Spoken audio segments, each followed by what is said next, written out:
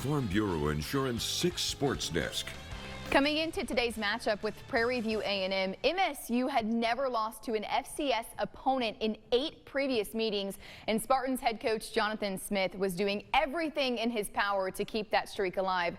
Earlier in the week, Smith said he didn't believe in trap games, and regardless of the records, the Panthers would be getting MSU's full attention. This week was also the annual grind week for MSU's men's basketball program. So players like Draymond Green, Xavier Tillman, and Mateen Cleaves were back in EL, and they picked a fun game to attend, to say the least. On third down, Aiden Childs finds Isaiah Johnson on the slant, and the wide receiver breaks 3 tackles before powering into the end zone for a 17-yard score, putting the Spartans up 14-zip. In the second quarter, Childs hands the ball off to Nate Carter, and the rest is, well, pretty much history. How about a 60-yard touchdown from Carter? But the real cherry on top of the first half came with less than a minute to play.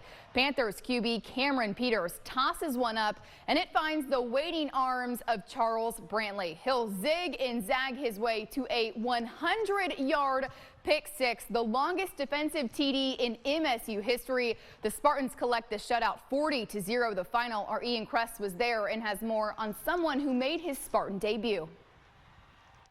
Aiden Childs gets a lot of the camera time here at Michigan State, and for obvious reasons. He is the starting quarterback, but in a game like this where one team is up big on another, you tend to see the second and third string players enter the game. It was the case on Saturday for the Spartans, especially at quarterback, with Tommy Schuster entering the game in the second half, and he drove down the field in the fourth quarter and scored his first touchdown for the green and white. And this comes after he spent 5 seasons at North Dakota and started a grand total of 42 games. Schuster is a Michigan native and said he knew he was going to have to be the backup to Aiden Childs when he came to East Lansing, but he did want to play for a team in his home state. Just really wanting to be a part of this. I think there's so much areas to grow, outside just playing on the field. So that's been great to experience, different role. I've enjoyed it so far. Tommy's a dog, man. I mean, he's just calm, cool, and collected. We call him Aaron Rodgers in the QB room.